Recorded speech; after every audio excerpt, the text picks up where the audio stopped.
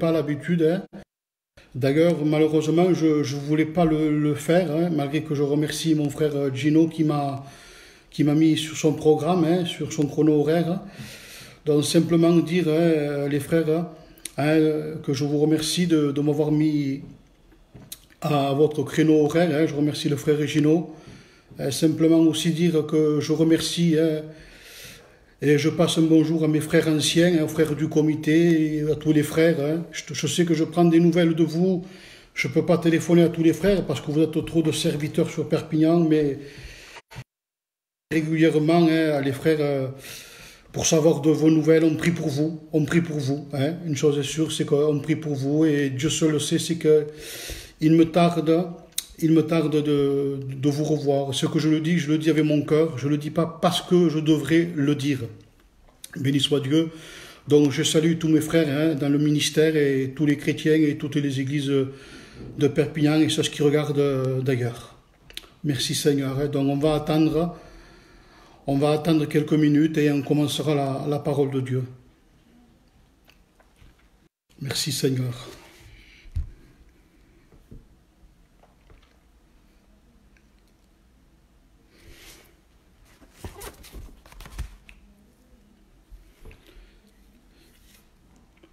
Béni soit Dieu.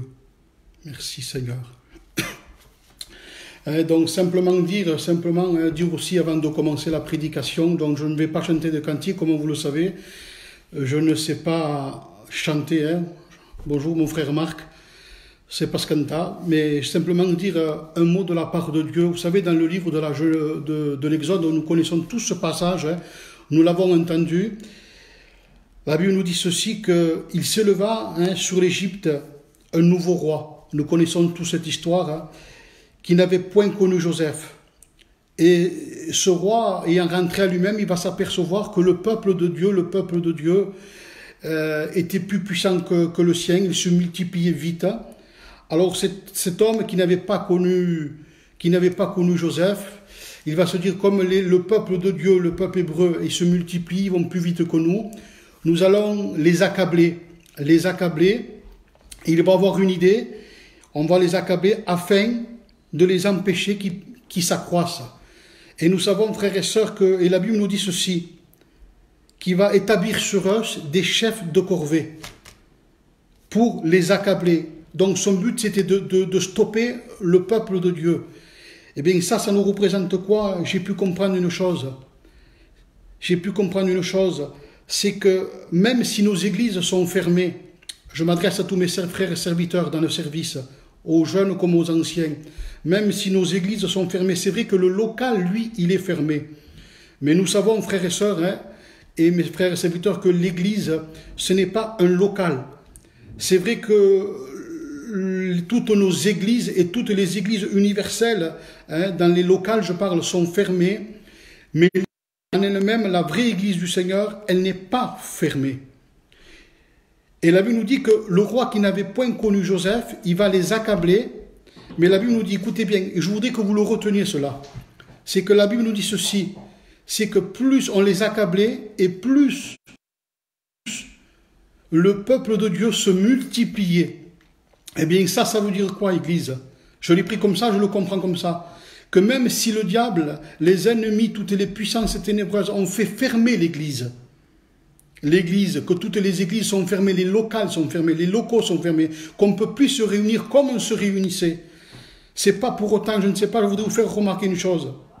C'est qu'au jour d'aujourd'hui, même si les églises sont fermées, une chose est sûre, c'est que l'œuvre de Dieu, elle se multiplie plus que jamais.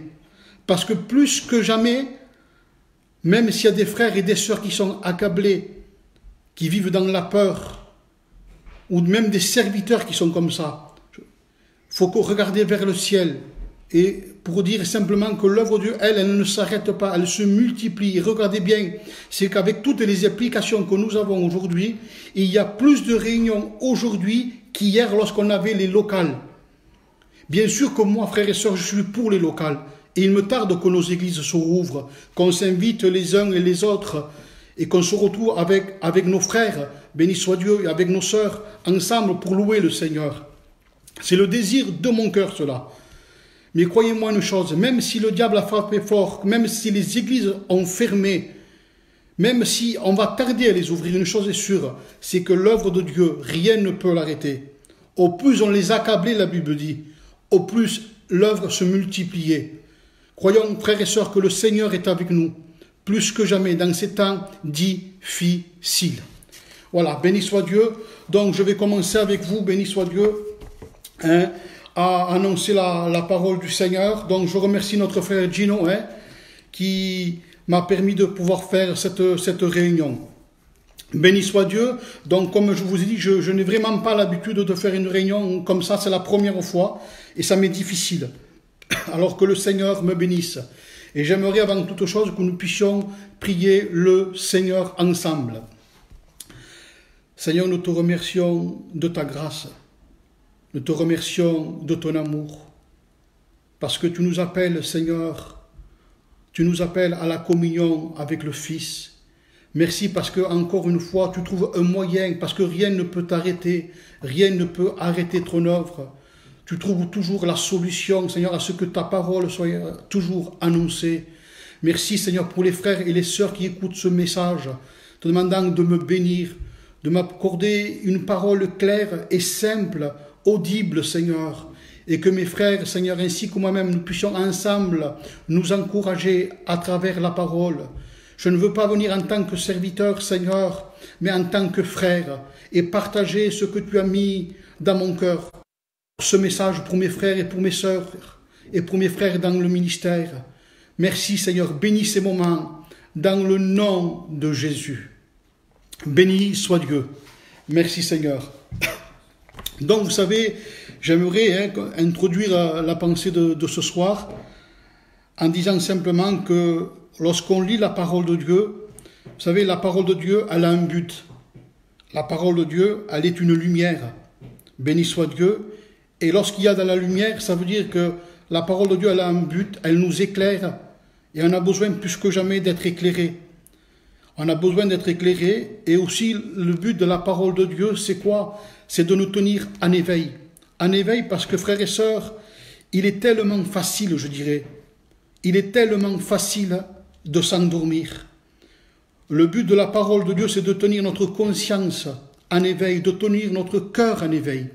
Je voudrais vous poser une question, mes frères et sœurs, et mes frères dans le ministère. Est-ce que notre cœur est toujours en éveil? Est-ce que notre cœur est toujours vigilant? Est-ce que nous nous tenons toujours en alerte? Parce que je voudrais vous dire que nous sommes en alerte. Nous sommes en alerte, béni soit Dieu. Merci Seigneur. Comme je vous disais, le but de la parole de Dieu, c'est de nous tenir en éveil parce que c'est tellement facile de s'endormir. Il n'y a pas plus facile pour quelqu'un de s'endormir. D'autant plus, frères et sœurs, comme le dit la parole de Dieu, que nous savons en quel temps nous sommes. Et c'est la lecture que je voudrais faire avec vous dans l'évangile, dans l'épître aux Romains, chapitre 11, au verset 13 et verset 11. La Bible dira ceci: cela importe d'autant plus que vous savez en quel temps nous sommes. C'est l'heure de vous réveiller enfin du sommeil, car maintenant le salut est plus près de nous que lorsque nous avons cru. La nuit est avancée, le jour est proche. Béni soit Dieu. Merci Seigneur. Vous savez en quel temps nous sommes, dira l'auteur. C'est l'heure de vous réveiller afin du sommeil, car maintenant le salut est plus près de nous que lorsque nous avons cru. Nous voyons ici, frères et sœurs, une mise en garde. Et plus que jamais, je pense que c'est un message, frères et sœurs, qui est d'actualité. Nous avons besoin plus que jamais de nous tenir sur nos gardes. Remarquez, frères et sœurs, que ce n'est pas n'importe qui dit ces paroles. Ce n'est pas moi. C'était l'apôtre Paul. L'apôtre Paul, vous savez, n'était pas n'importe qui. La Bible nous dit ceci. Paul, lorsqu'on regarde un peu la vie de l'apôtre Paul, elle nous dit que Paul était né d'un père pharisien. Paul, il était instruit aux pieds du plus grand rabbin de l'époque, qui s'appelait Gamaliel, il baignait dans la connaissance exacte de la loi. Il avait écrit 13 épîtres dans le Nouveau Testament. Et au-delà de tout ça, frères et sœurs, cet homme avait reçu une révélation particulière du Christ. Et lorsque cet homme prêchait, il prêchait pas comme moi, vous voyez, avec des notes, mais cet homme, il prêchait par révélation. Il prêchait par la révélation. Mais notez bien, cet homme avait compris quelque chose, frères et sœurs. Et c'est ce qu'on a besoin de prendre garde. Il avait compris quelque chose. Tout Paul qu'il était, tout Paul qui baignait dans les Écritures, tout Paul qui avait été enseigné auprès du plus grand rabbin de l'époque, tout Paul qui connaissait la loi exacte de la loi, tout Paul qui prêchait par révélation de la parole de Dieu, tout Paul qui était, regardez, on peut noter une chose, c'est que Paul avait bien compris une chose, c'est que malgré sa connaissance, Paul, notez bien, il ne s'exclut pas du texte. Et Paul était en train de faire comprendre à l'Église, frères et sœurs, et de ne pas se tromper, parce qu'aujourd'hui, beaucoup de personnes se trompent. C'est que le salut, notre salut, mon salut, ton salut, mon frère, ma sœur, ne dépend pas uniquement d'une connaissance. Et s'il y en avait un, comme je vous dis, qui pouvait se vanter de connaître, c'était bien l'apôtre Paul. Mais si vous prêtez attention, l'apôtre Paul dit ceci. Écoutez bien, il avait bien compris, parce que lorsqu'il lit, il ne s'exclut pas du texte. Regardez ce qu'il dit. Vous savez en quel temps nous sommes. C'est l'heure de vous réveiller enfin du sommeil, car maintenant, écoutez bien, le salut est plus près de nous que lorsque nous avons cru. Voyez-vous, ce frère, Paul, l'homme remarquable, l'homme par la révélation qu'il prêchait, il ne s'exclut pas du texte. Il dit que le salut est plus près de nous. Il ne s'exclut pas, béni soit Dieu. Il avait compris une chose, c'est que la connaissance n'empêche pas la somnolence. Et beaucoup de chrétiens, malheureusement, aujourd'hui, se basent trop sur la connaissance. Aujourd'hui, il y a peut-être beaucoup de connaissances sur la parole de Dieu. Mais faisons attention, frères et sœurs. Faisons très attention. La somnolence, frères et sœurs, n'empêche pas la somnolence. La connaissance, notez bien, n'empêche pas la somnolence.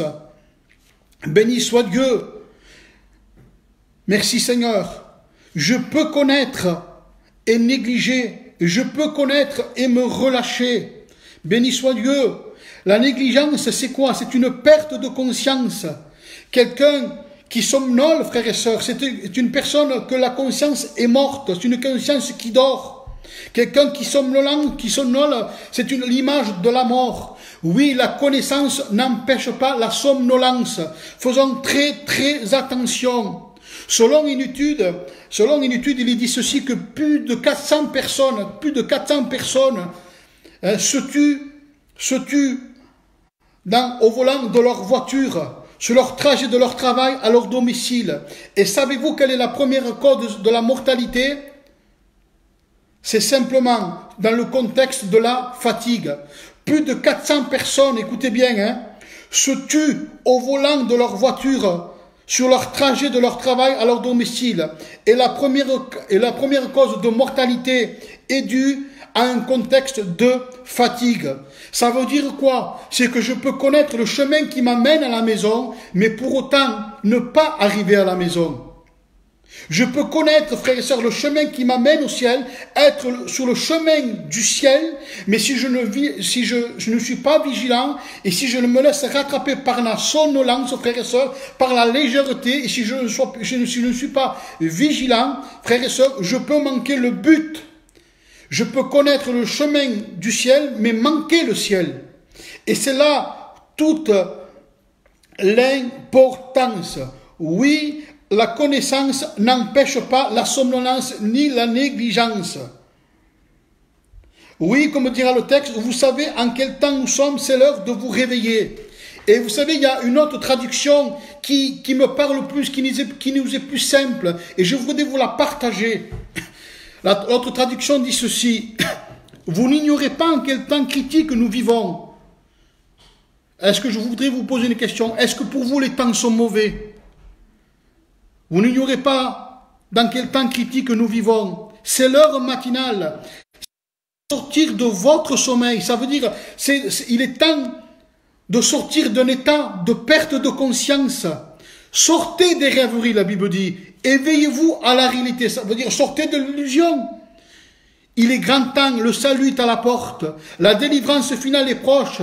Nous sommes bien plus près du but que le jour où nous sommes devenus croyants. Notez bien, c'est l'heure de vous réveiller, c'est l'heure de sortir de votre sommeil. La parole de Dieu nous exhorte à sortir d'un état et de nous tenir en éveil. Pourquoi me diriez-vous? Savez-vous pourquoi? Parce que un même article disait ceci, que la fatigue diminue nos facultés et notre concentration. Le sommeil peut nous amener à notre dernier repos. Le même article disait ceci, que la plupart des conducteurs sous-estiment leur fatigue, mettant leur propre vie en danger. Trop de chrétiens aujourd'hui sous-estiment leur fatigue. Ils jouent avec leur vie. Ils sous-estiment leur fatigue. Mon frère et ma soeur, toi qui écoutes cette parole, ne te crois pas trop sûr de toi. Ne dis pas, il y a tant d'années que je suis converti, je connais la parole de Dieu, je suis un ancien, il y a 10 ans, il y a 20 ans, il y a 30 ans. Et moi, rien ne peut m'arriver. Et toi, ne dis pas, je suis un nouveau converti et je suis rempli de zèle et rien ne m'arrivera. Non, non, faites très attention à ça. La Bible dira ceci, toi qui es debout, prends garde de ne point. Prends garde, toi qui es debout, prends garde. Il y avait un homme dans la Bible et ce n'était pas n'importe qui. S'il y avait un homme qui pouvait dire être quelqu'un, c'était bien que cet homme. Un homme qui avait été choisi par Dieu. Il avait été choisi par Dieu. Ce n'était pas n'importe qui cet homme. Cet homme il était juge en Israël. Il avait une place, il avait un nom. Les gens avaient les regards sur lui. Un homme aux exploits remarquables. Un grand homme, on pourrait dire. Ce n'était pas n'importe qui. Cet homme, vous l'avez reconnu, c'était Samson. Et à un moment donné, Samson a commencé à descendre. Et à descendre.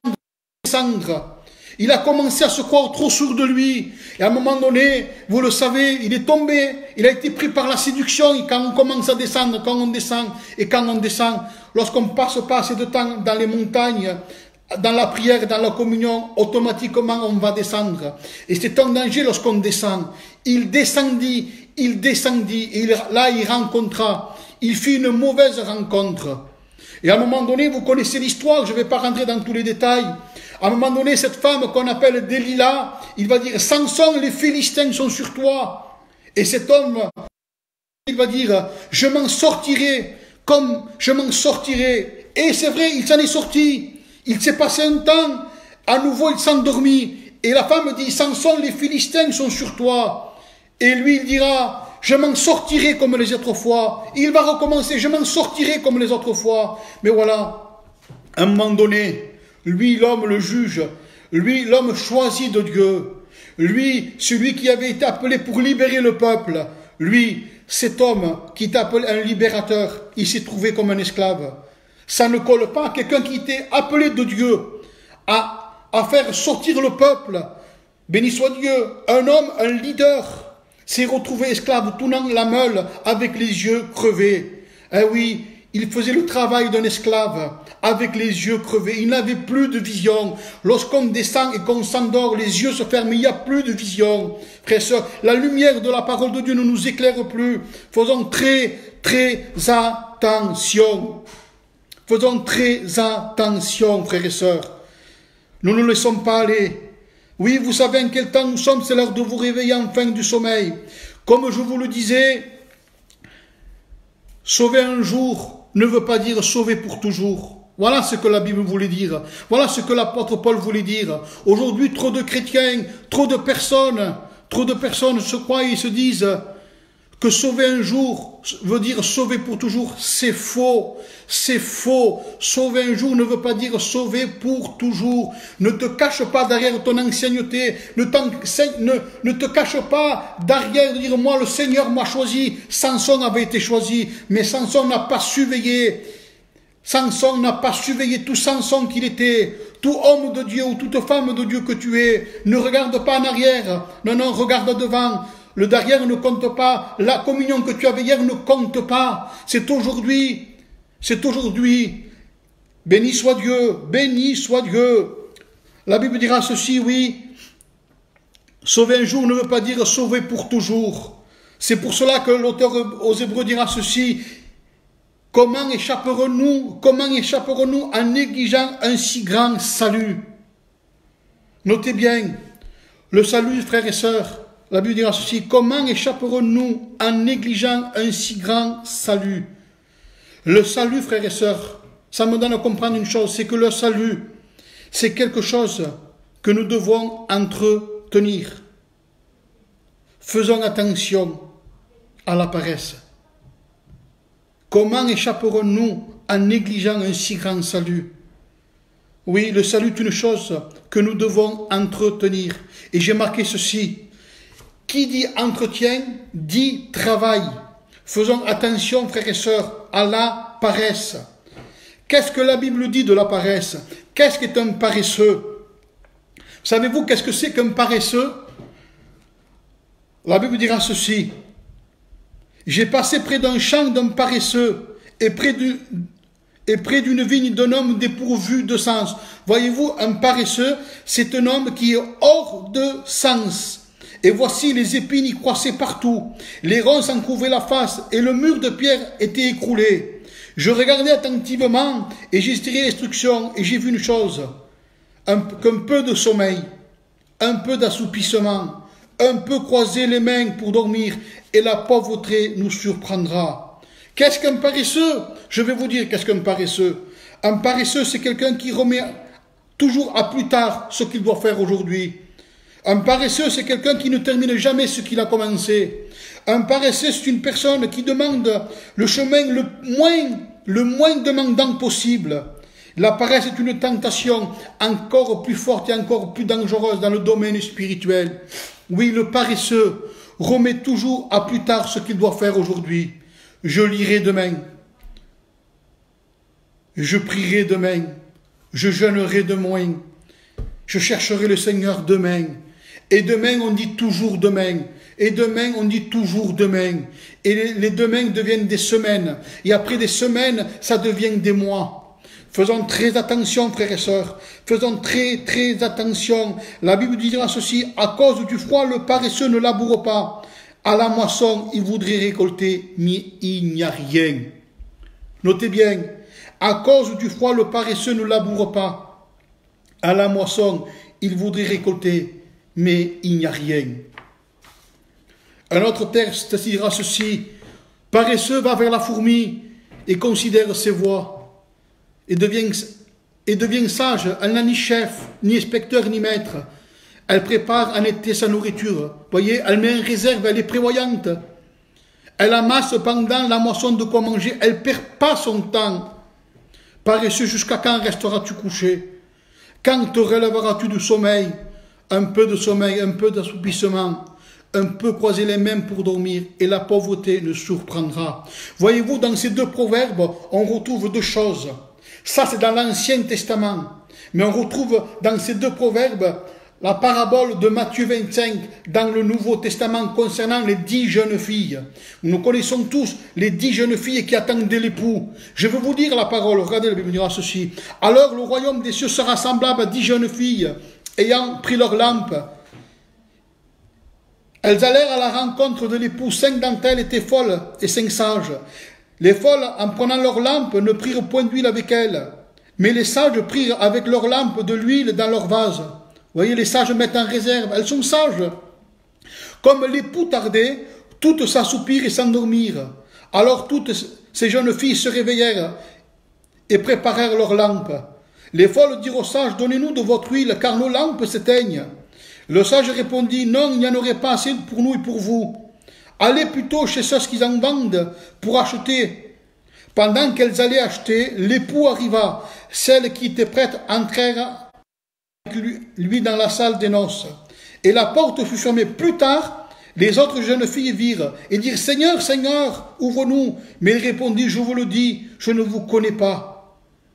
Veillez donc, puisque vous ne savez ni le jour et ni l'heure. Oui, frères et sœurs, dans le livre des Proverbes, nous retrouvons bien la folie et la sagesse. Quelle est l'instruction et l'exhortation pour chacun de nous? C'est que nous devons veiller constamment à notre condition spirituelle, sachant que le Seigneur Jésus peut revenir à n'importe quel moment. Nous devons sortir de nos rêveries, nous devons sortir d'un état d'illusion. Béni soit Dieu, béni soit Dieu. La Bible dira ceci, notre délivrance finale est proche. Nous sommes bien plus près du but que lorsque nous sommes devenus croyants. Je voudrais vous dire, frères et sœurs, que tout s'accélère à grande vitesse, à grand V comme on dit. Frères et sœurs, aujourd'hui, il y a 20 ans, vous savez que j'ai donné mon cœur à Dieu, 20 ans. Et en 20 ans, croyez-moi, en peu de temps, il s'est passé énormément de choses. En peu de temps, il y a 20 ans en arrière, on entendait que le Seigneur était à la porte et qu'il revenait. Mais je m'excuse aujourd'hui, on entend des choses qu'on n'entendait pas il y a 20 ans. Il y a des choses surnaturelles qu'on ne voyait pas il y a 20 ans. Lorsque vous voyez, frères et sœurs, ce qu'il se passe, c'est un chaos. Ce que nous vivons actuellement, et lorsque les hommes appellent faits historiques, moi je dis que ce sont des signes prophétiques. Et ces signes, frères et sœurs, devraient nous alarmer. Ces signes sont là pour nous remettre en question. Aujourd'hui, les gens ont peur, les chrétiens, excusez-moi, ils crient et ils gémissent auprès du Seigneur. Je comprends, c'est légitime, il y a eu des pertes, et on prie pour vous, et on prie pour nous, béni soit Dieu. Nous aussi, il nous tarde que l'Église s'ouvre, mais écoutez bien, moi je crois une chose, et je le dis entre parenthèses, et c'est ma pensée personnelle, c'est que ce temps de confinement, ce qu'il se passe historiquement parlant, humainement parlant, ce sont des signes prophétiques. Et le Seigneur est en train de ramener son Église vers lui. Frères et sœurs, jusqu'à maintenant, tout le monde était pris par toutes sortes de responsabilités, par le travail, par tout ce que vous voulez. Mais aujourd'hui, dans ce confinement, il faut saisir un temps de grâce du Seigneur, parce que Dieu se sert des circonstances. Il ne crée pas les choses, mais il se sert des circonstances pour nous amener à lui. Frères et sœurs, je voudrais vous dire une chose. Quelle est votre vie actuelle pendant ce confinement? Quelle est votre vie spirituelle? Quel est votre degré spirituel? Quelle est votre communion avec le Seigneur? Je voudrais vous dire une chose, que si vous n'avez plus de communion, si vous n'aviez pas de communion hier lorsqu'il y avait les églises, et que si le Seigneur se sert de ce confinement, le Seigneur se sert de ce confinement pour nous venir à notre aide, parce que la Bible dira ceci, que sa patience est notre salut, et non, s'il ne tarde pas, s'il tarde, c'est parce qu'il sait qu'encore certains ne sont pas prêts, et quand je dis certains, c'est même certains de l'église, frères et sœurs, ceux qui sont baptisés au jour d'aujourd'hui ne sont plus prêts. Frères et sœurs, nous aujourd'hui on croit parce qu'on est dans un local, ça y est, qu'on est sauvé. Non, ça ne veut rien dire cela. Ce que le Seigneur veut, lorsque vous lisez le livre de l'Apocalypse, ça s'adresse à l'Église. Et sur les 7 églises, vous noterez une chose, c'est que 5 sur les 7 sont appelés à la repentance. Et plus que jamais, l'Église, frères et sœurs, est appelée à la repentance. Le Seigneur vient, il est à la porte. Vous savez, on dit souvent, le texte que nous, on connaît, notre traduction, on dit ceci, que Jésus dira ceci dans Apocalypse 3, verset 11, je crois que c'est. Il dira, je viens bientôt, mais le vrai texte, c'est pas je viens bientôt, c'est je viens vite. Ça veut dire qu'il faut être prêt. Le Seigneur met un arrêt, le Seigneur veut mettre un arrêt à toutes nos vies qui prennent toute la place du temps de Dieu. La Bible dira ceci, qu'à la fin des temps, un plus grand nombre, l'amour d'un plus grand nombre se refroidira. C'est l'Église. Il ne parle pas du dehors, il parle de l'Église. La Bible dira ceci, quand il reviendra, c'est Jésus qui dira ceci, trouverai-je la foi? La foi d'un plus grand nombre se refroidira. La Bible dira ceci, que dans les derniers temps, les hommes aimeront le plaisir plus que Dieu. Et là, une fois de plus, c'est l'Église.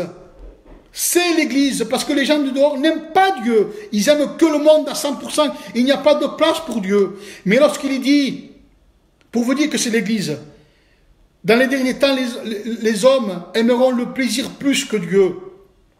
Ça ne veut pas dire qu'ils n'aiment pas Dieu.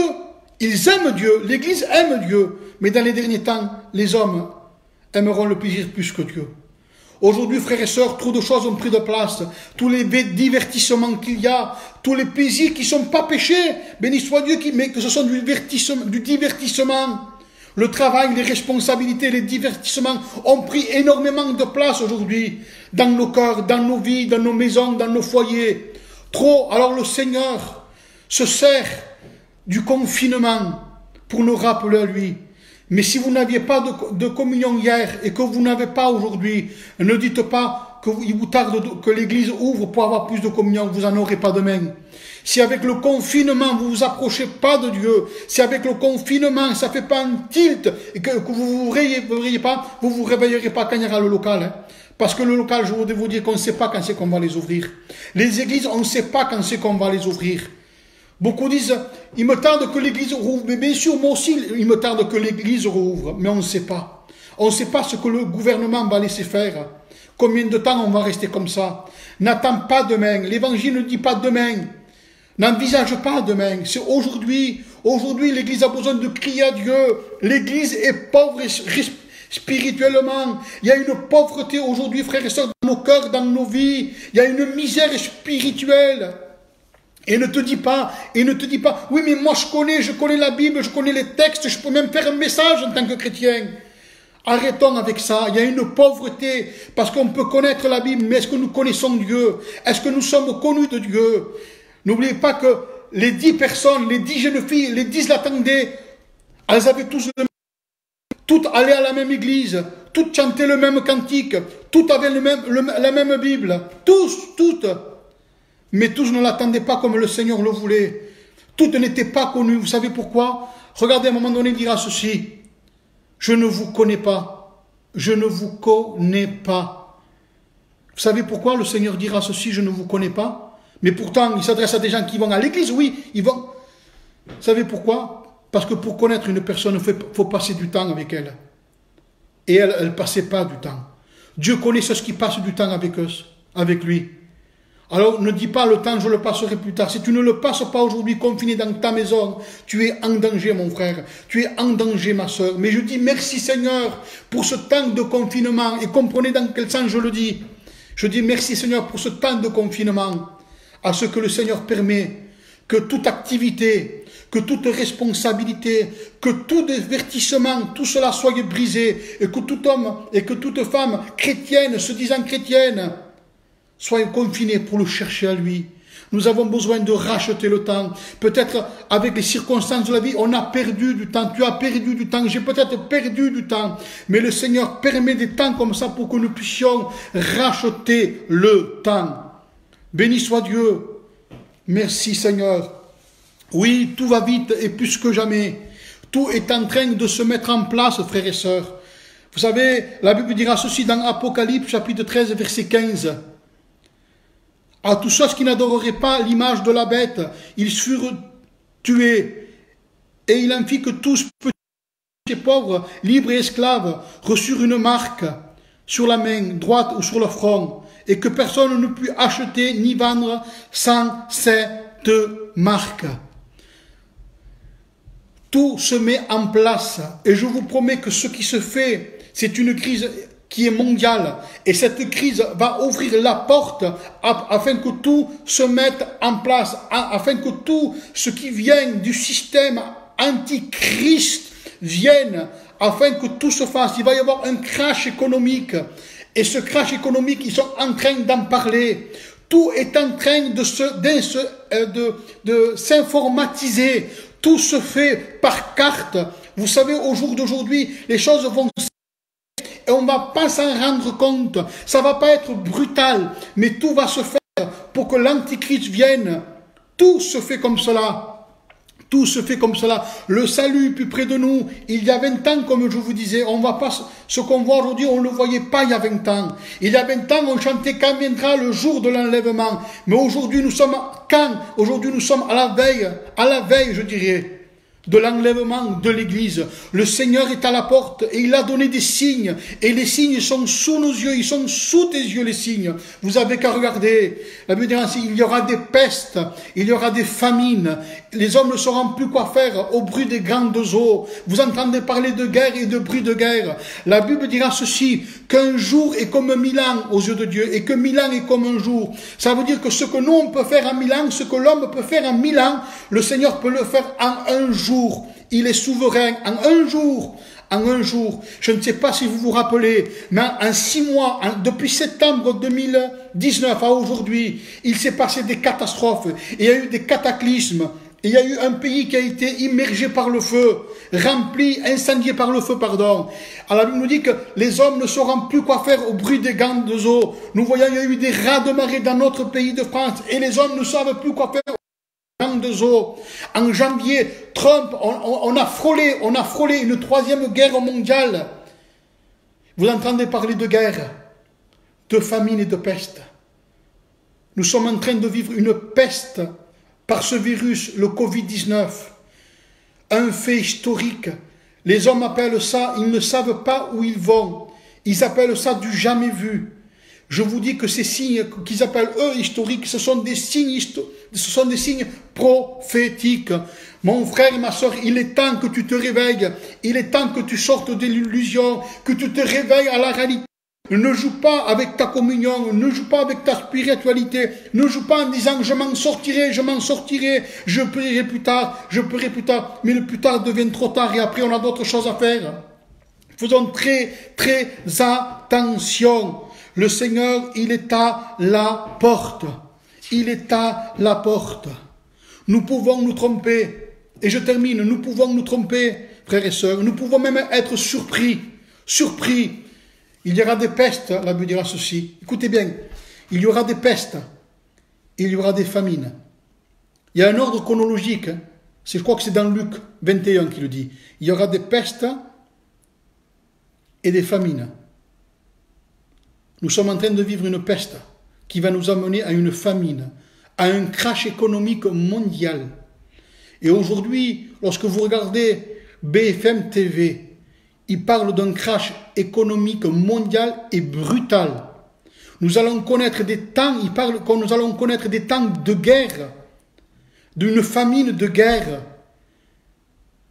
Il y aura des pestes, nous en sommes en train de le vivre. Et la Bible dira ceci, vous verrez ces choses, relevez la tête. Votre délivrance est proche. Lorsque vous les verrez, ça s'adresse à nous. Le Seigneur s'adresse à nous dans son amour. Nous sommes en train de les voir. Mon frère, réveille-toi. Ne te trompe plus. Tu peux être surpris. Tu peux connaître la parole de Dieu. Tu peux payer une cotisation. Tu peux faire partie de telle église. Ou de telle église, tu peux savoir comment une réunion se déroule, tu peux mettre ton foulard, ma soeur, tu peux être baptisé, prendre ta sainte scène, je parle pour moi, prêcher la parole de Dieu et être surpris. C'est pas tout ça qui va nous sauver, c'est pas un signe que nous sommes sauvés, frères et sœurs. Et je termine, regardez la Bible dira ceci. Souvenons-nous de Actes chapitre 20. Elle me dit que le premier jour de la semaine, nous étions réunis pour le pain, vous voyez, Sainte Seine, il n'y a que des chrétiens, des sœurs avec des foulards, les Bibles à la main, les hommes avec leurs cravates. La réunion est en train de commencer, il y a les cantiques. Pasteur, l'apôtre Paul, frères et sœurs. Vous imaginez l'apôtre Paul responsable de l'église. Et là, il se passe quelque chose, c'est la Sainte Seine. Paul, la meilleure que le discours de Paul prolongea son discours jusqu'à minuit. Il y avait beaucoup de lampes dans la chambre haute où nous étions réunis. Or, écoutez bien, un jeune homme nommé Eutychus, qui était assis à la fenêtre, s'endormit profondément. Pourtant, c'était Paul. Aujourd'hui, ne dites pas, si j'étais le pasteur, dans l'église, si c'était le pasteur, je ne m'endormirai pas. C'est faux. Ton salut ne dépend pas d'un pasteur. Ton salut ne dépend d'aucun pasteur, d'aucun ministère. Aujourd'hui, vous savez, l'erreur qu'il y a, c'est que beaucoup de chrétiens misent leur vie spirituelle, leur communion sur... J'ai entendu dire, il y a quelques mois, même quelques années, que certains chrétiens, le seul moment où ils avaient de la communion, c'était lorsqu'ils allaient à la réunion, qu'ils écoutaient le pasteur prêcher. Ils ne savaient pas qu'est-ce que c'est de prier chez eux. Ils ne savaient pas qu'est-ce que c'était d'ouvrir la Bible. Le seul moyen où ils mangeaient le pain de Dieu, c'était quand le serviteur prêchait. que nous sommes malheureux parce qu'aujourd'hui, comment nous ferions-nous? Comment nous ferions-nous? Ne base pas ton christianisme, ta vie spirituelle, ta relation ne dépend pas d'un pasteur, elle dépend de toi avec Jésus, elle dépend de ton cœur, de ton amour, de ta soif. Écoute-moi bien. Alors, la me dira ceci, or, un jeune homme nommé Tucius qui était assis au bord de la fenêtre s'endormit profondément. Pendant le long discours de Paul, entraîné par le sommeil, vous voyez, il tomba du 3e étage. Il tomba du 3e étage. Eh oui, aujourd'hui, vous avez remarqué, il y a beaucoup de connaissances. On dit qu'il y a des personnes à des cerveaux avec 3 étages, remplis de connaissances. Vous ne pouvez pas les exhorter, ils vous exhortent eux. Ils connaissent tout. Vous dites un mot qu'ils en disent 10. Vous dites un verset qu'ils en disent 20. Ils connaissent tout, ils savent tout. Mais ce n'est pas pour autant qu'ils ne tombent pas s'ils ne veillent pas. Ah oui. Là, elle me dit que cet homme Eutychus, pourtant c'était Paul, il n'a pas surveillé. Et là, elle me dit qu'il fut entraîné. Il fut entraîné par le sommeil. Et il tomba du 3e étage. Et vous savez qu'est-ce que ça veut dire le mot entraîné? Le synonyme du mot entraîné signifie attirer, signifie charmer, signifie séduire, signifie ramener vers quelque chose. Faisons attention, frères et sœurs. Le sommeil nous entraînera toujours loin de Dieu. Et nous entraînera toujours à ce que nous étions autrefois. Parce que le mot entraîner signifie ramener vers quelque chose. Ramener vers ce que nous étions autrefois. Et ça va rentrer doucement, on ne va pas s'en apercevoir. On ne va pas s'en apercevoir. Mais lorsqu'on se réveillera, on fera comme Samson. Samson, les Philistins sont sur toi. Et là, ils ne s'aperçurent pas. C'était trop tard. Ne joue plus avec je m'en sortirai, je m'en sortirai. Je lirai plus tard, je communierai plus tard, je me passerai devant Dieu plus tard, j'irai avec les frères plus tard. Méfiez-vous. Et je conclus. La paresse fait tomber dans l'assoupissement. Et Marc 13, verset 36, c'est Jésus qui parle, dira ceci. Craignez qu'il ne vous trouve endormis à son arrivée. Frères et sœurs, j'étais en train de penser la dernière fois ce texte, lorsqu'il dit craignez qu'il ne vous trouve endormis à son arrivée. Il parle de son arrivée. Ça veut dire que ça peut arriver, frères et sœurs, de nous endormir. On n'est pas des super-héros. On n'est pas des Superman. N'écrasons pas. Ça peut arriver, frères et sœurs. Ça m'est arrivé à maintes reprises de m'endormir. Mais la Bible dira ceci. Écoutez bien le texte. Craignez qu'il ne vous trouve endormis à son arrivée. Le principal, frères et sœurs, c'est que dans ce laps de temps, nous nous réveillons. Ce n'est pas interdit, malgré qu'il ne faut pas, de s'endormir. Mais nous devons craindre qu'il nous trouve endormis à son arrivée. Ça veut dire qu'on a le temps de se réveiller. Réveillez-vous, mes frères. Réveillez-vous, mes sœurs. Béni soit Dieu. Souvenons-nous de la parole de Jésus pour ceux qui vivent dans les rêveries, dans l'illusion. En ce jour-là, plusieurs me diront, Seigneur, Seigneur, n'avons-nous pas prophétisé en ton nom? N'avons-nous pas chassé les démons en ton nom? N'avons-nous pas fait des miracles en ton nom? Alors je le dirai ouvertement, je ne vous ai jamais connu. Retirez-vous de moi. Lorsqu'il n'y a pas, pour connaître une personne, comme je vous disais, il faut une intimité. Il faut une relation personnelle, il faut une vie cachée, une intimité. Avec le respect que je vous dois, on nous dit qu'Adam connut Ève. Béni soit Dieu, il y avait une relation, une intimité. Que Dieu fasse, frères et sœurs, qu'à son arrivée, il nous trouve endormis. Ça se fera soudainement. Les choses vont plus vite que ce qu'on pense. Vous l'avez vu en l'affaire de quelques mois, tout ce qu'il y a eu. En l'affaire de quelques mois, le monde entier, mondialement, est à l'arrêt. Ils appellent, ils parlent de villes, dans certaines villes, ils appellent des villes fantômes. Un monde est à l'arrêt. Les présidents ne savent même pas, eux aussi, ils ne savent même pas où ils y vont. Alors, frères et sœurs, levons notre tête. Nous sommes témoins de ces choses. Hein. Lorsque vous verrez ces choses, nous en sommes témoins. Remercions la grâce de Dieu. Remercions la grâce de Dieu.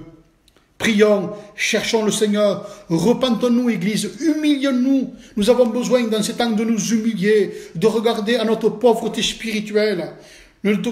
Béni soit Dieu. Soyons comme cette Église. Oui, que le Seigneur puisse nous faire voir cette pauvreté, afin que nous s'enrichissent. Parce que pour qu'il nous enrichisse, nous avons besoin de voir quoi? Notre pauvreté. Oui, nous avons besoin plus que ça. Parce que, frères et sœurs, nous avons besoin de nous voir dans le besoin pour crier à lui. Nous avons besoin de nous humilier, de lui demander pardon. Le Seigneur est à la porte, il vient vite. Frères et sœurs, simplement, béni soit Dieu, simplement ces mots. Je m'excuse, je ne suis pas trop adroit à parler dans un portable comme ça m'est difficile. Mais le Seigneur est à la porte et ne perdons plus du temps. Et comme je dis souvent lorsque je prêche, ce n'est plus le temps, et nous le voyons, de perdre du temps. Frères et sœurs, que le Seigneur vous bénisse et que le Seigneur nous trouve réveillés à son arrivée soudaine. Merci Seigneur, que Dieu vous bénisse.